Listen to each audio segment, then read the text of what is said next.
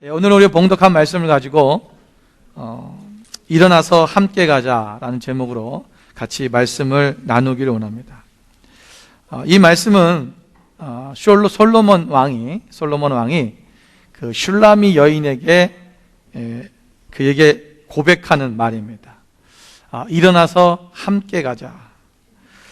여러분, 우리가 좌절하고 낙심하고 때론 넘어져 있을 때, 또 우리가 앞으로 전진하지 못하고 있을 때 하나님께서는 우리를 불러주십니다. 하나님께서 우리가 그저 그 자리에 머물고 있는 것을 원하지 않습니다. 때로는 어떤 사람은 우리 인생 가운데 어떤 좌절과 낭망 속에 있는 어떤 무엇인가 내가 일이 되어지지 않아서, 또는 어떤 것이 실패되어서, 어떤 내가 이루고 싶어 했던 것들이 이루어지지 않아서 낙심하고 있을 수도 있습니다. 하나님은 그러한 자들에게 일어나 함께 가자라고 말씀하시는 초청의 음성일 수도 있고, 또 하나는 오늘 우리가 신앙 안에서 우리가 하나님 앞에 더 나아가야 되는데 어떤 신앙적 좌절감, 또는 신앙 안에서 우리의 어떤 실망감을 통해서 우리가 그 자리에 머물러 있는 그 사람들을 향하여 말씀하시는 하나님의 음성일 수도 있습니다. 여러분, 슐라미 여인에게 오늘 다가오시는 예수님, 하나님께서 왕이, 솔로몬 왕이 그 슐라미에게 말하고 있는 일어나서 함께 가자 라는 이 단어, 이 강한 어조의 이 말 중에서 오늘 이 말이 오늘 우리에게 말씀하고 있는 의미가 무엇인가를 우리가 세 가지를 나눠서 같이 말씀을 나누려고 합니다. 첫째는 부족한 나를 불러주시는 주님의 음성입니다. 여러분, 오늘 본문의 말씀에 보면 솔로몬 왕은 이 슐라미 여인에게 이렇게 고백합니다. 10절에 뭐라고 말합니까? 나의 사랑, 내 어여쁜 자야, 일어나서 함께 가자. 오늘 이 왕은 슐라미 여인에게 나의 사랑, 나의 어여쁜 자라고 그렇게 고백하고 있습니다. 여러분, 이 슐라미 여인은 어떤 여인이었습니까? 우리 1장에 보면은 6절에 이 여인에 대해서 정확하게 이야기를 하고 있습니다. 그 얘기가 뭐냐면, 내가 햇볕에 쬐어서 거무스름 할지라도 흘겨보지 말 것은 내 어머니의 아들들이 나에게 노하여 포도원 지기로 삼았음이라. 나의 포도원을 내가 지키지 못하였구나. 여러분, 이 한 절 말씀에 이 여인의 상태가, 이 여인은 어떠한 모습인가를 세 가지를 나눠서 얘기해 주고 있습니다. 첫 번째는 외모적인 부분입니다. 겉으로 드러나는 부분, 표면적으로 드러나는 부분이 뭐냐면 그는 검다는 것입니다. 햇볕에 그을러서 얼굴이 검게 탔다는 거죠. 다시 말하면 외형적으로 그렇게 보기에 아름다운 면이 없다라는 것입니다. 나는 남들에게 뭐 이렇게 나타낼 것도 없고, 남들에게 드러낼 것도 없고, 나는 이렇게 뭐 그렇게 이쁜 것도 아니고 잘생겼던 것도 아니고, 뭐 그렇게 왕이 나를 사랑할 만한, 그런 흠모할 만한 것이 아무것도 없다라는 거예요. 근데 그것뿐만 아니라 두 번째 문제가 있습니다. 그게 뭐냐면 자기의 형제들, 어머니 아들들이 누굽니까? 자기 형제들이죠. 뭐 오빠가 될 수 있든지 남동생이 될 수 있든지 뭐 그런 사람들입니다. 이제 자기 형제들이 자기에게 뭐 했다고요? 화를 냈다는 것입니다. 그래서 자기를 포도원으로 내보냈다는 거예요. 여러분, 여인인데 여동생인지 누나인지 모르겠지만 하여튼 이 여인을, 자기 형제인 누이를 그 포도원으로, 그 햇볕이 쨍쨍한 그 포도원으로 노동을 해야 되는 그 포도원으로 화가 나서 이 여인을 글로 보냈다는 것입니다. 여러분, 이 여인에게는 무엇이 있습니까? 자기의 가까운 사람들의, 특히 가족으로부터 상처가 있다는 것입니다. 그 마음이 상해 있다는 것입니다. 그 마음이 상한 자들은요, 누군가가 자기를 사랑한다고 할 때 이 사랑을 받아들이지 못합니다. 저 사람도 나를 저러고 버릴 거야. 저 사람도 저러고 나를 내칠 수 있어. 저 사람도 저거 거짓일 거야. 그런 남들이 정말 진실된 사랑인데도 불구하고 그 사랑을 온전히 잘 받아들이지 못하는, 왜? 상처 때문에 그렇습니다. 그러니까 이 여인은 지금 왕이 자기를 사랑한다는 것에 대해서 그것이 진실로 느껴지지 않는 거죠. 내가 사랑받을 만한 사람, 내 마음이 이렇게 늘 상한 마음이 가운데 있는데 내가 사랑받을 존재가 아니라고는, 자기의 자아가 굉장히 낮아져 있는 그런 상태에 있는 여인입니다. 또 세 번째 뭡니까? 나의 포도원을 내가 지키지 못하였구나. 자기에게 맡겨진 어떤 자기의 사역, 또는 자기가 하고 있는 어떤 job, 일, 어떤 자기의 어떤 목표점, 성취점, 이런 모든 부분들이 지금 잘 이루지 못했다라는 것입니다. 오늘 내가 어떤 성과를 이루지 못하고 어떤 목표를 달성하지 못하고 내가 어떤 예를 들면 이런 거죠. 내가 어떤 좋은 직장에 취직하지 못하고 내가 어떤 좋은 대학에 들어가지 못하고 내가 어떤 뭔가를 새 사회 속에서 이루지 못한, 또는 신앙적으로는 우리가 맡겨진 어떤 사역들을 잘 하지 못하는, 그것에 대한 어떤 성과가 열매가 없는 그러한 상태를 말하고 있는 겁니다.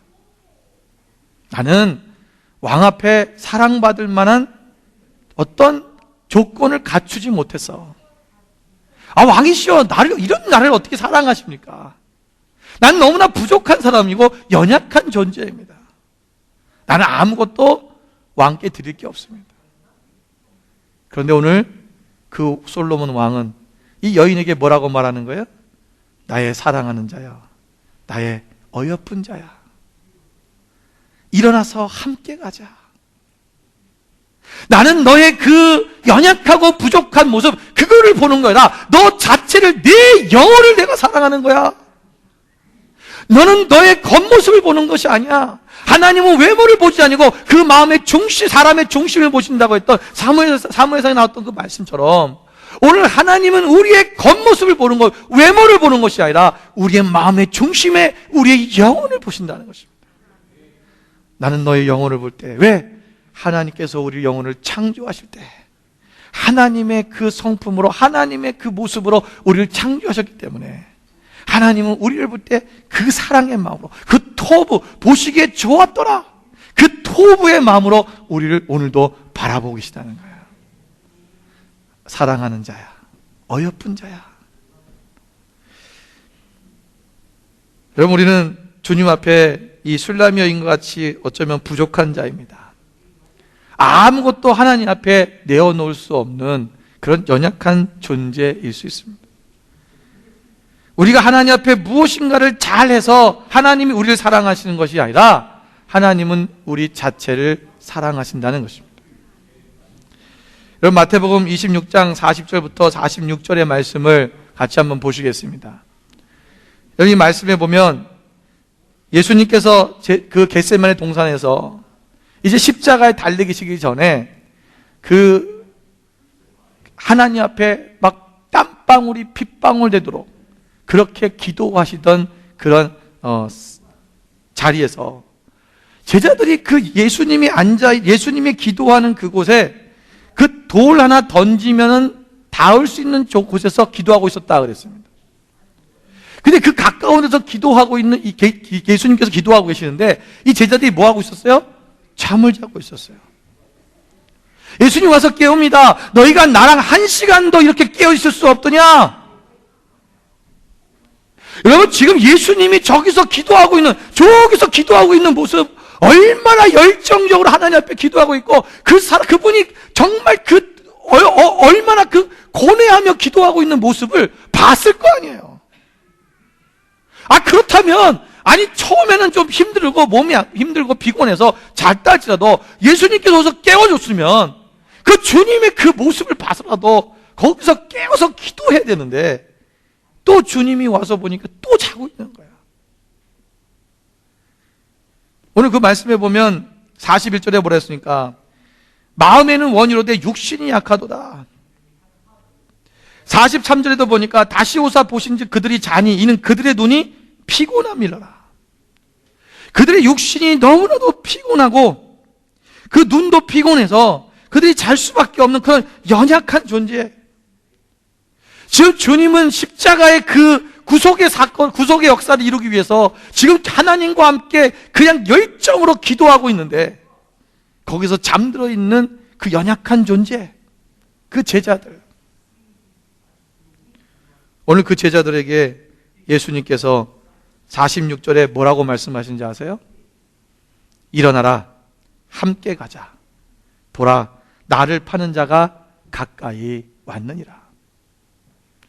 여러분, 지금 예수님께서는요, 지금 자기가 여기서 잡혀갈 것을 아시고 계세요. 그런데 왜 지금 제자들에게 야, 일어나라, 나랑 함께 가자 그랬어요? 이들이 지금 함께 갈 사람들입니까? 지금 다 도망간 제자들이고요. 예수님을 모른다고 지금 3번이나 부인할 제자 베드로가 여기 있어요. 그런데 예수님께서는 지금 그들에게 뭐라고 말씀해? 일어나라! 함께 가자! 이 말은 뭐냐면 오늘 이들의 연약함을 아시고 육신의 연약함, 그들의 영적인 연약함, 모든 연약함을 다 아시고 자기를 버리고 떠날 것도 아시는 예수님이지만 그러나 이들이 앞으로 주님과 함께 주님이 가신 그 십자가의 그 고난의 길까지 그들 또한 그곳에 올라올 것을 주님은 기대하고 계시고 알고 계시다는 거예요. 오늘 하나님은 우리가 연약하고 부족한 존재입니다. 그러나 오늘 그 연약하고 부족한 존재지만 너 또한 내가 나와 함께 나의 신부가 될 그 자리까지 올라올 것을 내가 기대하고 있다라는 것입니다. 오늘 하나님은요, 우리를 그렇게 바라보고 계시다는 거예요. 그래서 내 사랑하는 자야, 내 어여쁜 자야. 오늘 주님께서는 오늘도 그렇게 우리에게 말씀해주고 계시는 것입니다. 오늘 우리는 약하다고 못났다고 여러분 때로는 부족하다고 낙심하지 마십시오. 오늘 주님께서는 우리의 그 연약함을 이미 알고 계시고 우리의 부족함을 이미 다 알고 계십니다. 그러나 오늘 우리가 주님이 가신 그 길을 갈 수 있다는 그 기대를 가지고 계시신 것입니다. 여러분 또는 우리뿐만 아니라 우리 주변의 이웃들 또 우리 믿음의 형제 자매들을 그 사람들을 약하다고 포기하지 마십시오. 왜요? 주님께서 포기하지 않으셨기 때문에 그렇습니다. 로마서 15장 1절에 보면 믿음이 강한 우리는 마땅히 믿음이 약한 자의 약함을 담당하고 자기를 기뻐하지 아니할 것이라. 여러분 자기를 기쁘게 하지 않는다는 것은 나의 만족을 위해서 모든 걸 하지 말라는 거예요. 우리가 믿음이 강한 자들은요, 믿음이 약한 자들에 대해서 때로는 질타하고 정죄할 때가 있습니다. 근데 왜 그런지 아세요? 그게 뭐면 나의 기쁨을 만족시키지 못하기 때문에 그런 거예요. 예를 들면 이런 거죠. 제가 여러분들이 여러분 100일 동안 성경 통독합시다. 그러면 온 성도가 다 같이 그냥 딱 하면 하나님 기쁘시겠지만 먼저 뭐요? 내한테 기쁨이 있죠. 목사에게 기쁨이 있는 거야. 그런데 그 나를 기쁘게 하기 위해서 그걸 못 따라온 사람들에게 그것도 안 하냐고 막 이래버리면 그 누구의 만족을 위한 거냐는 거예요. 그렇게 하지 말아라. 우리가 강한 믿음을 가지는 믿음이 약한 그들을 어떻게 해라? 담당해준다. 담당해준다는 말은요, 그들을 포옹해주고 그들의 믿음의 약함을 우리가 그것을 내가 담당해서 그들의 그 연약함을 하나님 앞에 같이 그것을 끌고 올라갈 수 있도록 해준다는 거예요. 그게 뭐냐면 예수님께서 우리의 약한 우리들을 예수님이 담당하셔서 십자가에서 담당하셔서 우리의 그 연약한 모든 죄를 예수님이 대신 십자가에 지어서 우리를 구속해 주신 것처럼 우리가 그들의 믿음 연약한 자들을 우리가 붙들어 끌어안을 수 있는, 그래서 우리가 함께 갈 수 있는 그 믿음이 우리 가운데 있어야 된다는 것입니다. 그래서 우리는 연약한 자들에 대해서 여러분 포기하지 마십시오. 예. 여러분 우리가 볼 때 특히 여러분 가정 안에서도 자녀들 중에 약한 애가 강한 애가 있습니다. 예. 공부 잘하는 애가 있고 못하는 애가 있고 뛰어난 애가 있고 그렇지 못한 애가 있죠. 예. 여러분 그렇다고 해서 부모가 너는 공부 못하니까 내가 버리고 갈게 이러지 않잖아요. 예. 학교에서는 그럽니다. 학교에서는 공부 잘하는 애들만 데리고 가는 거예요. 예. 못하는 애들은 그냥 알아서 오라는 것입니다. 걔네들 다 맞춰서 하려면 진도도 할 수 없고 그냥 잘하는 애들 끌고 가는 거예요. 따라오는 애들. 그건 학교입니다. 그러나 여러분 가정은 그렇지 않잖아요. 예. 부모는 왜? 사랑을 하는 거기 때문에 모든 자녀가 다 같이 가도록 하는 거예요. 예. 우리가 하나님 앞에서 포기하지 않는 그 아버지의 우리를 향하신 그 사랑이 바로 그런 포기하지 않는 그러한 사랑이라는 것입니다. 여러분 예수님께서 이 땅에 오신 목적이 뭡니까? 마태복음 9장 35절 말씀에 보면 예수께서 모든 도시와 또 마을에 두루 다니사 회당에서 가르치시며 천국 복음을 전파하시며 그리고 모든 병과 모든 약한 것을 고치셨다 했어요. 예수님께서 이 땅에 오신 목적이 뭐라 했어요? 내가 병든 자와 약한 자들 위해 왔다는 거예요. 내가 강한 자들 또 그리고 건강한 자들 위해 온 곳이다 아니다라는 거예요. 주님은 우리의 약함을 아시고 우리의 약함을 고치시기 위해 이 땅에 오셨다라는 것입니다. 오늘 그래서 우리의 부족한, 우리 연약한 우리들을 주님께서 불러주시는 거예요. 일어나라는 말은 이미 뭐예요? 앉아있다는 것입니다. 앉아있든지 너저분했든지 자빠져 있든지 아니면 정말 좌절하고 있든지 그런 상태에 있다는 것을 전제로 하는 거죠. 일어나서 아니면 어딘가에 안주해 있든지 일어나서 함께 가자. 오늘 우리가 낙심한 그 자리에서, 절망한 그 자리에서, 또는 포기하고 싶은 그 자리에서 일어나서 함께 가자고 하시는 주님의 음성입니다. 그러면 오늘 주님은 우리를 어디로 같이 가자는 걸까라는 것입니다. 어디를 함께 가자는 걸까? 분명히 일어나야 되는데 어디를 함께 가야 되는 걸까? 그 이유는 두 번째인데요. 주님이 가신 그 길을 함께 가자고 하시는 것입니다. 여러분, 주님이 가신 그 길이 어디입니까? 그것은 십자가의 길입니다. 고난의 언덕입니다. 오늘 우리가 본문 읽지 않았지만 그 앞절에 보면 8절에 이런 말씀이 있지요. 내 사랑하는 자의 목소리로구나. 보라, 그가 산에서 달리고 작은 산을 빨리 넘어오는구나. 이 얘기는 지금 슐라미 여인이 얘기하는 거예요. 근데 그 내 사랑하는 자, 여기서 내 사랑하는 자는, 슐라미 여인이 사랑하는 자는 바로 왕입니다. 솔로몬 왕이죠. 그 왕에 대한 목소리가 들리는데 그 왕이 뭐라 그러냐면 그가 지금 산을 달리고 작은 산을 빨리 넘어온다 그랬어요. 여러분, 그 산은 뭡니까? 바로 주님께서 가신 골고다의 언덕이며 십자가의 고난의 길입니다. 주님께서는 우리가 그 길을, 이 어려운 고난이지만 그 길을 오기를 원하시고 계시다는 거예요. 왜냐하면 우리가 이 길을 통과해야만 성숙한 그리스도인이 되어 갈 수 있기 때문에 그렇습니다.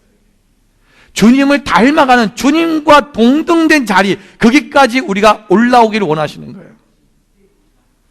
여러분, 우리는 예수님께서 말씀하시기를, 우리가 에베소서 보면 사도 바울이 고백하지 않습니까? 에베소 4장 43절 말씀에 우리가 다 하나님의 아들을 믿는 것과 아는 일에 하나가 되어 온전한 사람을 이루어 그리스도의 어디요? 장성한 분량이 충만한 데까지 이르리니. 여러분, 예수 그리스도의 장성한 분량은 어디라 했습니까? 어디라고요? 예수님이 십자가예요. 십자가에서 죽으심, 그 자리까지 우리가 거기까지 성장해야 된다는 거예요. 여러분, 우리가 예수님을 믿고 예수님 안에 예수님을 믿었다는 것은 그냥 그 자리에 내가 믿고 구원받았어, 거기에 머물러 있는 게 아니에요. 주님께서 우리에게 요구하시는 뭐냐면 너와 나 함께 가자. 어디로? 주님의 그 자리까지 올라오라는 거예요. 왜? 그래야 신랑이, 신부가 동일한 그 자리까지 올라와야 신부로서 자격을 갖출 수 있기 때문에. 여러분, 이 슐라미 여인은요, 농부입니다. 포도원직이에요. 얼굴도 별로 아름답지 못하고 별로 마음의 상처도 많은, 그러니까 잘 삐지고 상처도 많은 그런 사람이겠죠. 그런데 왕은 이 여인을 사랑한다는 거예요. 여러분, 왕이 결혼할 신부는요, 귀족이든지 아니면 어느 나라 공주든지 그런 비슷한 신분하고 결혼하는 거예요. 우리가 감히 하나님의 아들 되신 그분의 신부가 될 수 있겠냐는 거예요. 우리가 그분의 신부가 되려면 그 주님의 그 거룩하신 주님과 동등된 자리, 그분의 형상을 닮아 그분의 자리까지 올라갈 수 있어야 된다는 거예요. 그리고 어떻게 되냐? 우리가 요한계시록 나오는 말씀처럼 너희가 거룩한 그 성도가 세마포를 입는데 이 세마포는 성도의 뭐라고요? 옳은 행실이라. 우리가 이 삶 가운데서 하나님의 그리스도를 닮아가는 삶을 통하여 우리의 삶이 점점 주님을 닮아가야 된다는 거예요. 근데 많은 사람들이 그렇습니다. 하나님, 목사님, 우리가 주님을 어떻게 닮아갈 수 있어요? 내가 어떻게 주님처럼 살 수 있고 주님이 가신 그 길을 내가 어떻게 갈 수가 있냐고 그래요. 여러분, 이것은 우리가 속임수에 넘어간 겁니다. 여러분, 인간은요, 주님을 닮을 수 있고 주님과 같이 될 수 있고 주님처럼 그 길을 갈 수 있습니다. 우리가 왜 안 된다고 하냐면 우리는 그렇게 안 된다라고 계속해서 우리는 이 세상적인 법과 사단의 속삭임에 넘어가서 우리의 머리가 쇠뇌돼서 그런 거예요. 여러분, 안 되지 않습니다. 우리는 될 수 있어요. 왜 될 수 있는지 아세요? 여러분, 스가랴서 4장 6절 7절 말씀을 보겠습니다. 스가랴 4장 6절 7절 말씀을 보면 우리가 될 수 있는 이유가 있는 거예요. 첫 번째, 그가 내게 대답하여 이르되 예수께서 스룹바벨에게 하신 말씀이 이러하니라. 만군의 여호와께서 말씀하시되 이는 힘으로 되지 아니하며 능력으로 되지 아니하고 오직 뭐요? 나의 영으로 되느니라. 여러분, 이것이 스룹바벨이 이제 성전을 이제 바벨론의 포로로 잡혔다 돌아와서 예루살렘 회복에 돌아와서 그때 이제 다시 성전을 짓는데 스룹바벨이 이제 그때 총독이었을 때요. 그래서 스룹바벨 이제 그 성전이라고 말하는 건데, 그 스룹바벨 성전을 이제 지을 때 이것을 이제 어려움이 많았죠. 뭐 공격도 많았고 방해도 많았고. 그런데 그런 상황 속에서 하나님께서 말씀하시는 거예요. 이게 너희가 할 수 있는 것이 아니라 인간의 힘으로 하는 것이 너희의 능력으로 되지 않냐고, 오직 뭐요? 하나님의 영으로 된다는 거예요. 하나님의 영이 뭡니까? 성령의 힘으로 된다는 것입니다. 오늘 우리는 성령께서 우리 가운데 계셔요. 그렇기 때문에 우리는 할 수 없어요. 그러나 성령의 도우심으로 말미암아 우리가 주님과 닮아지고 주님이 가신 그 길을 갈 수 있다라는 거예요. 두 번째는 47절입니다. 7절입니다. 4장 7절에 보면 큰 산아 내가 무엇이냐? 내가 스룹바벨 앞에서 평지가 되리라. 그가 머릿돌을 내놓을 때에 무리가 외치기를 은총이 그에게 있을지어다 하리라 하셨고. 큰 산이 무엇이? 큰 산아 내가 무엇이냐? 이 말은 뭐예요? 큰 산이 네가 무엇이냐는, 큰 산이 너 이름이 뭐니? 이거 물어보는 게 아니라 너까지 게 뭐냐라는 거예요. 큰 산이 있다 해도 우리는 아무 그것에 두려움이 없다라는 거예요. 왜? 하나 스룹바벨 앞에서 이것이 평지가 될 것이다. 그 말은 뭐냐면 하나님께서 이미 이것을, 이 산지를 평지로 만들어 보셨다는 거예요. 여러분, 우리는 뭐냐면 예수님께서 이미 이 고난의 언덕의 길을 가셨어요. 그래서 예수님께서 이 십자가의 길을 통해서 십자가에서 승리하셨잖아요. 이미 승리하셨다는 것은 이 모든 것을 평지로 만들어 보셨다는 거예요. 그러니까 주님이 가신 길은 이렇게 올라가는데 우리는 이미 주님이 먼저 가셔서 이 길을 평탄케 하셨기 때문에 우리는 이렇게 가는 거예요. 어려워요, 쉬워요? 어려워요, 쉬워요? 쉬운 거예요. 쉬운 거예요. 우리가 그렇게 살려고 결단하지 않았기 때문에 그런 거예요. 우리가 주님을 닮아가려고 하는 노력을 하지 않아요. 마음의 결단이 없는 거예요. 그냥 어떻게 하면 우리 세상 사람들과 똑같이 살면서 어떻게 하면 세상이 누리는 것들을 누려볼까? 그런 것에 우리가 마음이 뺏겨있지, 내가 어떻게 하면 주님과 함께 주님을 닮아가고 하나님이 원하시는 그러한 삶을 살 것인가에 대한 그런 마음의 결단이 우리 가운데 없다라는 것입니다. 여러분, 우리는 분명히 할 수 있습니다. 우리 안에 있는 작은 믿음, 그 작은 믿음이 이 산을 어떻게 해요? 명령하면 이리로 들어서 저리로 옮겨진다면 옮길 수 있다라고 마태복음 17장 20절에 말씀하고 있잖아요. 오늘 그 산을 뛰어넘는 분, 오늘 그 산을 이미 먼저 가셨던 분, 그 예수님께서 우리에게 너희도 이 산으로 올라오라, 같이 가자, 함께 가자.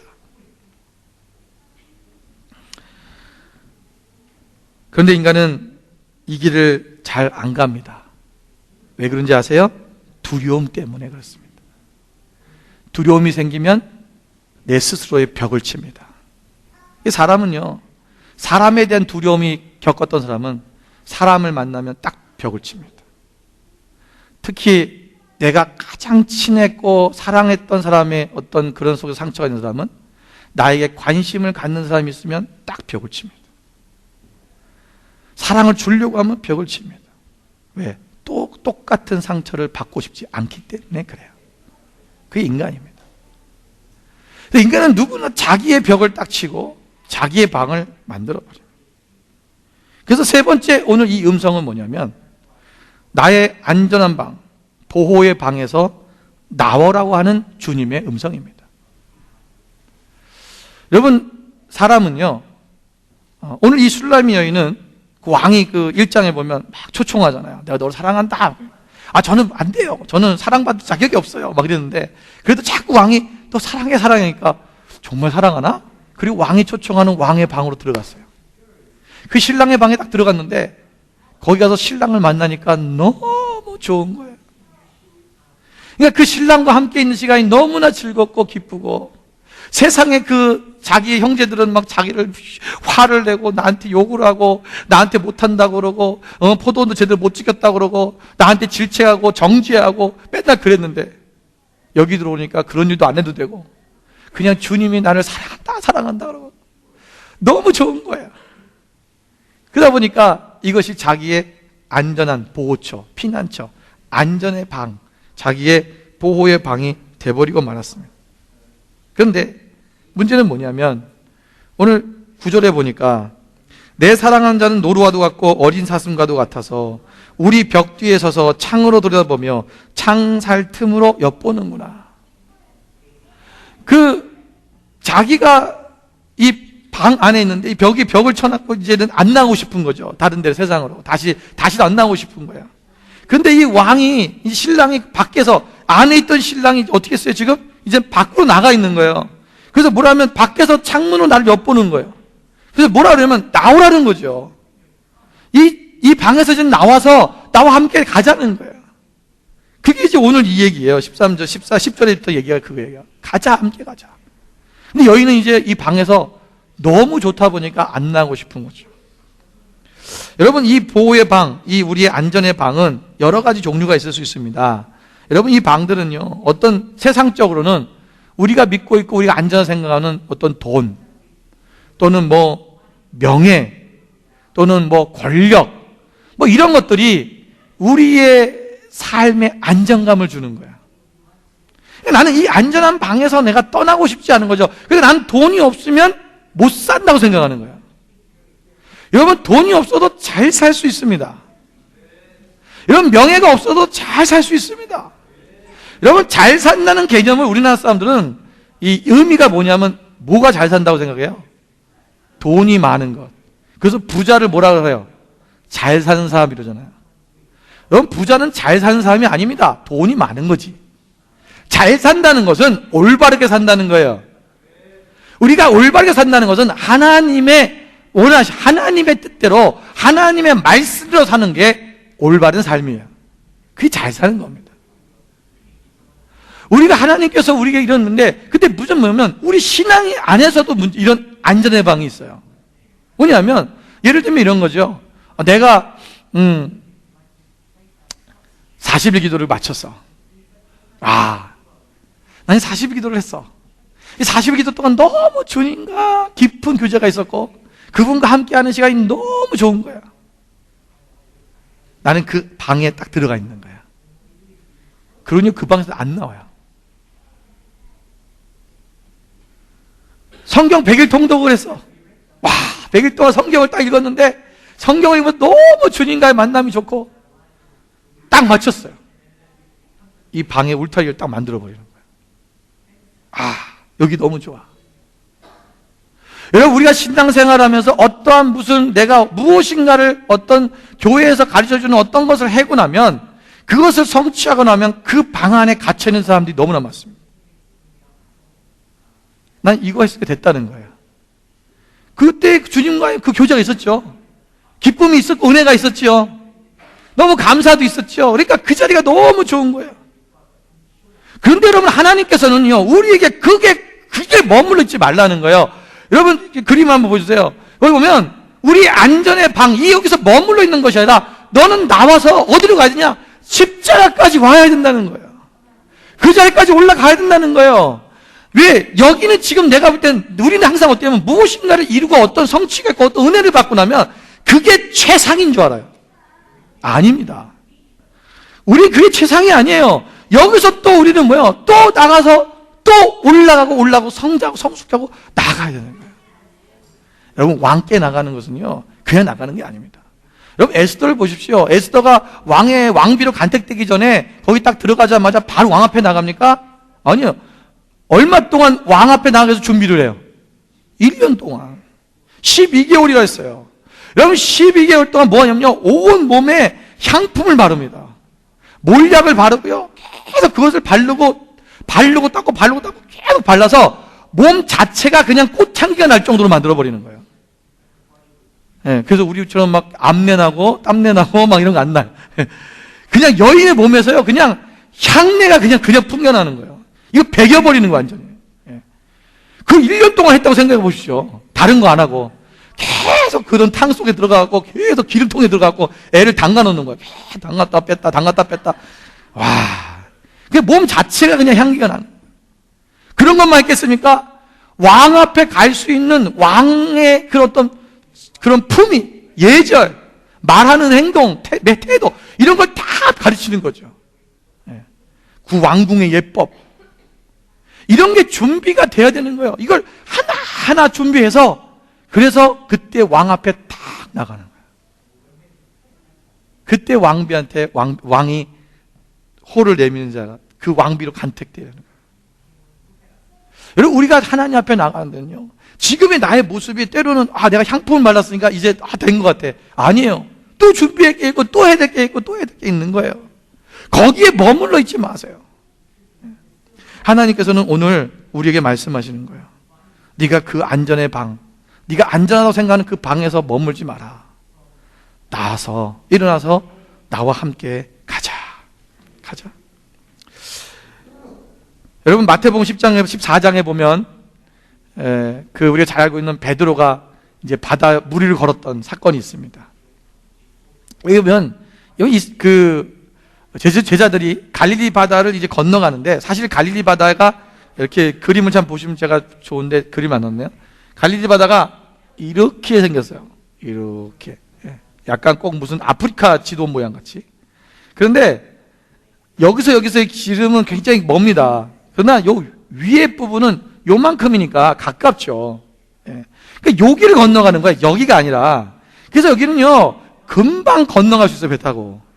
근데 이게 밤새도록 풍랑이 일어나는 바람에 이를 건너가지 못합니다. 근데 예수님께서 새벽녘 무렵에 오시죠. 근데 어떻게 오셨어요? 물 위로 걸어오셨어요. 제자들이 그걸 보고 예수님 보고 유령인 줄 알았어요. 놀랬죠. 내니 두려워하지 말아라. 그때 이 베드로가 무슨 얘기를 합니까? 주님, 당신이 여거든 나보고 명령하셔서, 나에게 말씀하셔서 나도 주님처럼 물 위로 걷게 하십시오. 물 위로 오게 하십시오. 라고 불어요. 그때 예수님께서 뭐라 해요? 오라. 오라. 예수님이 오라라고 명령하니까 그때 베드로가 어떻게 해요? 그 말씀에 순종하고 물 위로 탁 내려앉았습니다. 어떻게 됐어요? 그 베드로가 물 위에 서게 됐고 걷게 되었습니다. 여러분, 인류 최초이자 마지막일 수 있는 물 위로 걸었던 사나이. 이 일이 왜 일어나는 겁니까? 주님이 말씀하시냐 오라 하는 그 말씀에 순종했을 때 그 말에 그대로 그것이 되어지는 거야. 여러분, 예수님의 명령에는 그 명령하는 그 말 자체에 능력이 포함되어 있습니다. 오라 하면 가는 거예요. 그럼 오라고 하는 것은, 물 위로 오라 하는 것은 물 위에 설 수 있다라는 것입니다. 일어나라! 네가 일어날 수 있다는 것입니다. 함께 가자! 갈 수 있다는 겁니다. 하나님의 말씀에, 그 말씀의 그 명령 안에는, 그 말에는 하나님의 능력이 포함된 겁니다. 오늘 이 말씀은요, 성경 66권에 있는 이 말씀은 하나님의 말씀이잖아요. 그렇다면 이 말씀 안에 하나님께서 우리에게 명령하시고 말씀하신 이 말씀은 그 말씀 안에 자체 능력이 포함됐기 때문에 그대로 되어진다는 것을 믿으셔야 돼요. 믿으십시오. 여러분, 이건 믿음은 여러분에게 제가 세뇌시키는 게 아닙니다. 이것은 스스로가 하나님 앞에 내가 그것을 믿기만 하면 그대로 되어지는 거예요. 저는 옛날에 이게요, 믿어지지가 않았어요. 아니, 그냥 믿는다고 하는데 솔직히 그것을 진짜로 믿고 하지 않았어요. 그러니까 안 되는 거예요. 그런데 이것이 실제라는 것을 깨닫고 나서부터는 제가 기도할 때 정말 믿음으로 선포하고 기도를 해요. 그럼 병든 자가 낫기도 하고, 실제적인 그런 일이 일어나는 거예요. 귀신들이 쫓아나기도 하고, 그게 실제로 일어나는, 실제로. 여러분, 제가 지금 교회 건축에 대해서 우리가 기도하고 있는데, 여러분, 그게 인간의 생각하면 안 될 것 같은 거죠. 안 돼요. 지금 봐도 안 돼요. 안 돼요. 할 수 없는 상황들이에요. 그런데 그거를 할 수 없어라고 생각하면서 그냥 나가면 진짜 안 됩니다. 그래서 저는 믿음으로 그리는 거예요. 저는 요새 매일 꿈을 꿉니다. 우리가 이사간 건물이 나오고, 막 사람들이 막 바글바글 몰려오고, 뭐 막 꽉 차 있고, 막 그런, 계속 매일 밤 그런 꿈만 꿔요. 내 머릿속에 그런 것만 있어서 그런지 모르겠지만, 정말 하나님이 그걸 주시려고 했는데, 근데 진짜 교회 건물이요, 어떤 이렇게 창고 같은 건물이었어요. 우리가 하나님 앞에 여러분, 그 믿음으로 그림을 그리라는 거예요. 믿음으로. 오늘 우리가 하나님 앞에 그렇게 그리면서 기도할 때 되어지는 거예요. 오늘 예수님께서 베드로에게 명령하신 것처럼 순종할 때 그 일이 역사가 실제로 일어난 것처럼 오늘 그 회당장의 딸에게 예수님께 찾아가셔서 그의 손을 잡으시고 달리다 쿰 하시니 어떻게 했다고요? 그 아이가 죽었던 소녀가 일어났어요. 일어나라 소녀야. 이 달리다 쿰이란 이 말 자체에 실제적인 그 능력이 나타났다는 것입니다. 오늘 예수님의 제자들도 그 성전 미문에 앉아있던 그 안진뱅이에게 내게 은가금은 없거니와 내게 있는 것을 내게 주노니 곧 나사렛 예수 그리스도의 이름으로 일어나 걸으라. 우리의 능력으로 하는 게 아닙니다. 예수 그리스도의 이름으로 명령하니까 일어나 걸어가니까 실제로 그 안진뱅이가 일어나 걷고 뛰며 하나님의 성전에 들어가 하나님을 찬양했어요. 여러분, 이건 실제입니다. 여러분, 성경의 얘기를 어떤 신화나 설화처럼 듣지 마십시오. 성경의 이야기는 실제고 사실입니다. 그래서 그대로 이루어집니다. 오늘 우리가 믿음 안에서 정말 하나님께서 오늘 이제 우리가 그 자리에 머물러 있는 것이 아니라 난 여기가 좋사오냐고 머물러 있지 마시고 더 주님을 더 깊이 알고 그분과 깊은 더 친밀한 가운데 들어가기 위해서 주님께 나아가는 그런 믿음의 삶이 우리 가운데 있기를 주님으로 축원을 드립니다. 자, 그런데 문제가 하나 있어요. 이런 상황에 대해서 이 여인이 이제 무슨 말이냐면 그러고 있는데 나가려고 이제 마음에 어떤 갈등 가운데 있지요. 나가야 되나 말아야 되나 신랑을 만나고 싶고 보고 싶고. 그런데 15절에 보니까 우리를 위하여 여우 곧 포도원을 허는 작은 여우를 잡으라. 우리의 포도원에 꽃이 피었습니다. 이 누가 말하는 거냐면 이 슐라미 여인의 형제들이 또 얘기하는 거야. 지금 포도원에 여우가 들었어. 지금 포도원을 망치려고 그래. 자, 그런데 지금 꽃도 폈어. 꽃이 폈다는 건 뭐야? 이제 열매를 맺힐 때가 됐다는 거예요. 그럼 이제 뭐 해줘야 돼요? 봉지 싸게 해줘야죠, 포도나무는. 예. 할 일이 많다는 거예요. 야, 너 지금 너무 할 일이 많아. 너 세상적으로 할 일이 얼마나 많은 줄 아니? 그런데 네가 지금 신랑을 따라간다고? 네가 지금 주님을 따라가겠다고? 네가 주님처럼 살겠다고? 야, 그렇게 살다가는 너 포도 수확도 못하고 너 삶 속에서 네가 뭐 먹고 살려고 그래? 넌 아무것도 못해. 우리에게 이런 유혹이 찾아옵니다. 딱 오게 돼 있어요. 반드시 옵니다. 제가 옛날에 제가 일하던 이제 청소를 다 내려놓고 하나님만 쫓아가겠다고 딱 결심하는 순간에요. 그때 회사에서 전화가 왔어요. 뭐라고 왔냐면, 저보고 일하지 말래요. 이제는 다니면서 인스펙션만 하래. 저를 제가 그때 차장이었는데 또 진급시켜주더라고요. 승진을 시켜주고 그리고 또 자동차를 주겠대요. 자동차를 이제 타고 다니면서 이제 회사 차를 하나 줘서 타고 다니면서 이제 인스펙션 하라고 하나 주고 그러면서 뭐라고 하시냐면 10년 앞으로 자기가 이제 생각하고 있는데 10년 근속한 직원에게 금반지를 하나씩 주겠다고. 제가 이제 곧 2년인가 3년만 있으면 이제 10년이 되거든요. 그러니까 저를 이제 꼬시는 거예요. 예. 일해달라는 거죠. 가지 마, 하지 마, 떠나지 말라 이런 얘기예요. 제가 그랬어요. 장로님, 그분이 장로님인데, 장로님, 저는 일 안 하려고 하는 게 아니라 하나님께서 이제 제가 가야 될 길을 가게 하시고 이제 하나님만 바라보라고 훈련하시는 것 같아요.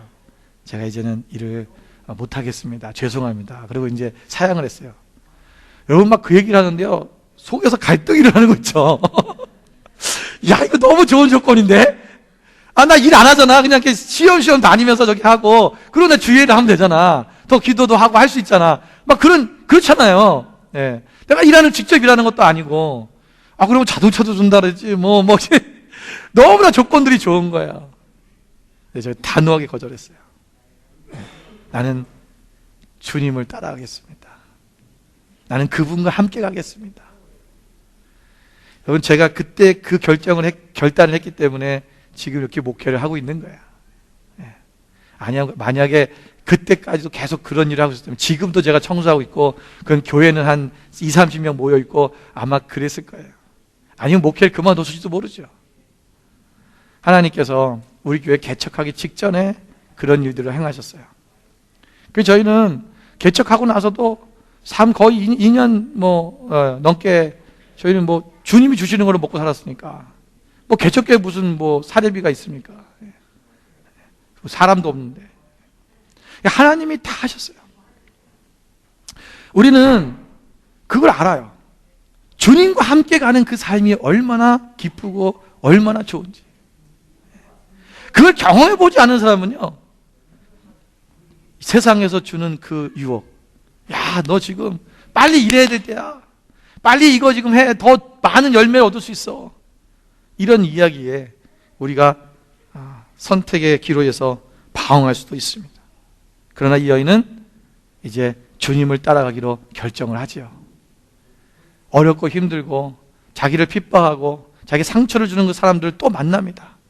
그러나 주님, 나를 사랑하는 그 신랑을 바라보니까 그 고비를 넘고 또 넘어가는 거예요. 자리는 좌절했어요. 누군가 나에게 상처를 좀 넘어졌어요. 난 할 수 없다고 생각했어요. 그거 자포자기했어요. 그러나 이제는 주님을 바라보니까 나를 사랑하시고 나를 위하여 저 십자가에서 나의 모든 사랑을 부어주신 그분의 그 사랑이 어떤 건지 아니까 그분을 바라보면서 이 작은 산 하나하나씩을 계속 넘어가며 결국은 그 주님의 그 신부의 자리로 올라가는 것, 그것이 바로 아가서의 이야기입니다. 오늘 우리는 이 아가서에 나오는 슐라미 여인과 같이 우리 또한 그 신랑 되신 주님을 만나는 그 자리까지, 그분과의 그 혼인잔치, 이제 마지막 때가 주님이 재림하시면 공중에서 신랑 되신 그분과 어린 양 우리 신랑과 모든 신부들, 교회들이 함께 혼인잔치를 한다고 하잖아요. 거기까지 갈 수 있도록 우리가 이제는 기름을 준비하고 우리가 하나님 앞에 정말 그분을 따라가는 그 믿음 가운데서 온전히 나아가고 세상의 그 어떤 것이 나를 뒤로 붙잡다 할지라도 바라보지 아니하고 그 산을 넘고 여러분, 산이 없는 거 아닙니다. 반드시 있습니다. 우리 인생에 고비가 있습니다. 고난도 있습니다. 어려움도 있고 힘든 일도 있습니다. 그러나 이것을 갈 수 있는 것은 사랑하는 자를 보기 때문에 그렇습니다. 그분을 바라보기 때문에, 또 그분이 나의 손을 붙잡아 주기 때문에, 내 사랑하는 자야, 내 어여쁜 자야, 일어나서 함께 가자. 오늘도 우리에게 고백하시고 우리를 강한 어조로 부르시는 그 주님의 음성에 여러분 응답하시고 함께 나아가는 저분 되시기를 주님의 이름으로 축원을 드립니다. 기도하겠습니다.